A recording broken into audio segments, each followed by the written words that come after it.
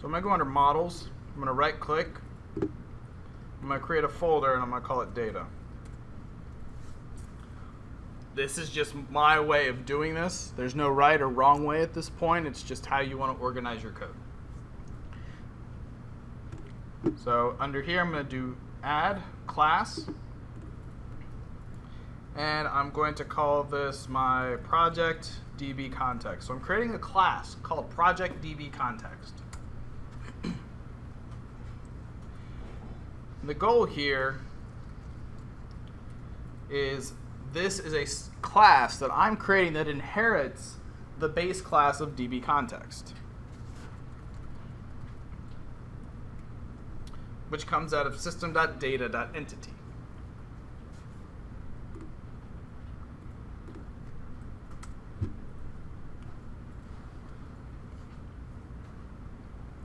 Now, along with the context, we also need to create a, what I refer to as a DTO, or data transfer object. All that is it's a class that has properties that match the field names in my database. Now that is different than the view model I created previously. This object is supposed to mimic and represent the data in your database. Your view model is there to represent the data on your view. And the reason you don't want to make them the same is because if your database changes and your view doesn't, you don't want to make them dependent on each other, or vice versa. Quite often you have things that relate, but we don't have a password confirm field in our database. But we do in our view. We may add fields to our database for our user that are created on, last logged in, login count. Those are all fields that we can add to our table that will allow us to track statistics, but we don't need those in our view. So you want to create two separate classes to do this work. I've found, just as a convention, a personal convention, when I create these classes, I usually make it the name of the table it represents, and then to help it be visually easy for me to see that this is a DTO, I'll just say DTO.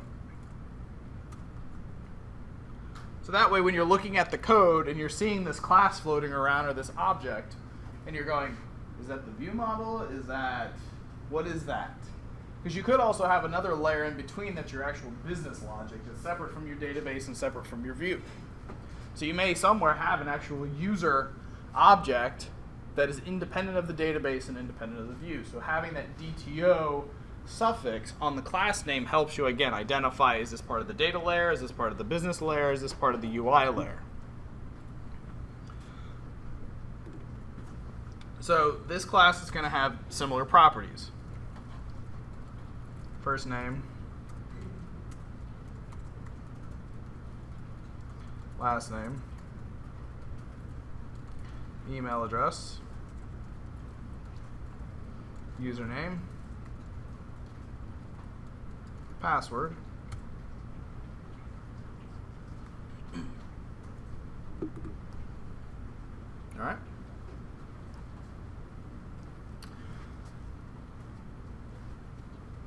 Now this is where things start to get a little interesting.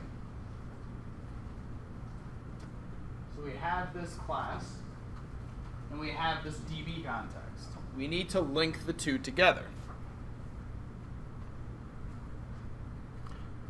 To link them together,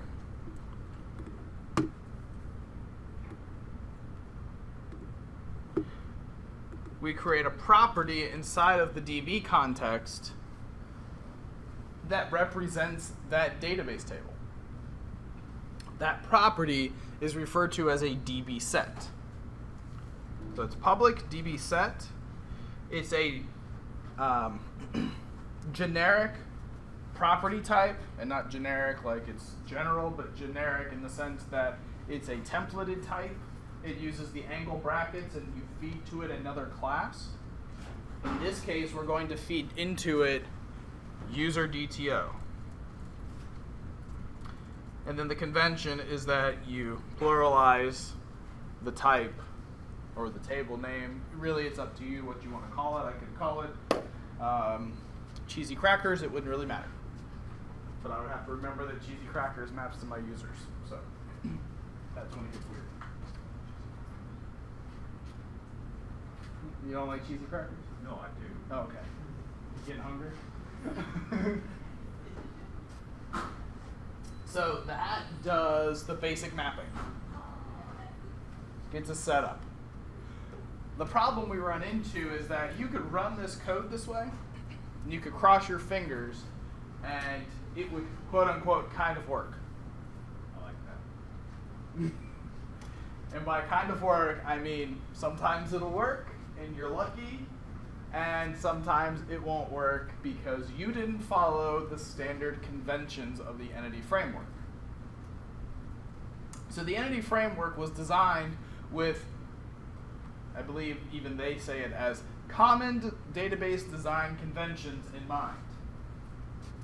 Their assumption is that primary keys are either called ID or they have the word ID in them. Your table names are pluralized versions of your class names.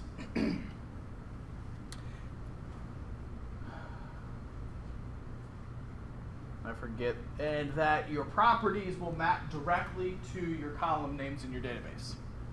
So if you follow all of those conventions, and they're noted out there on the internet somewhere on MSDN, then this class, that DB set, and that DB context would basically be all, well, there's one more thing, we have to add a connection string, would be all that you need to get this entity framework integration up and running.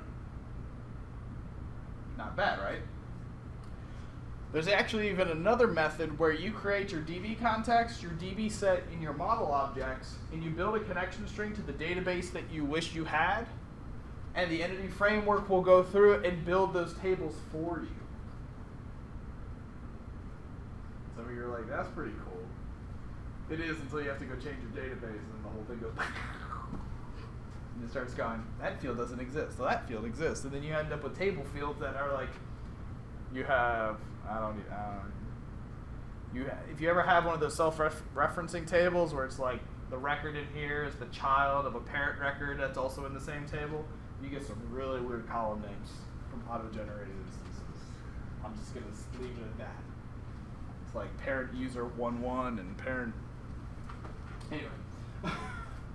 So we have to coach the entity framework on how to do that. Now, this is called Code First Implementation. How many of you guys did the actual reading that was part of the homework?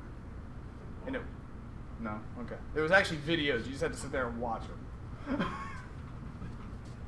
It actually walks you through it. So you can go watch it now. But basically, what we have to do is we have to either decorate the classes to make them work, or we can use what's called Fluent APIs that allows us to more programmatically get things set up and wired up together. You get more functionality with the Fluent APIs than you do with the attributes, but attributes are a little simpler to implement. So to do that, we have to go back here to our user's DTO. And the first thing we need to do is we need to map this class to its respective table. So there's a table attribute, and it's not there. We have to bring in the namespace, so control period. So system component model data annotation schema is the namespace we have to bring in. Table is a class, by the way, if you're curious. And then it takes a string, and that's the name of our table. And for us, it's user. Square brackets? No, because this is a string. It'll figure out that it needs square brackets. It actually assumes that it needs square brackets and always puts everything in square brackets. So then we have to go through and we have to identify the primary key for our table. Well, I didn't actually create that property, the ID property. So the attribute we add here is the key attribute, not foreign key. There's another one, which is part of system.componentModel.data annotations. And we flag ID as our key. Now the entity framework will assume that the name of the property matches the name of the column. And And that works in every case of our example, except my table has an email column, not an email address column. So we have to explicitly map the email address property to the email column, and that is done with the column attribute.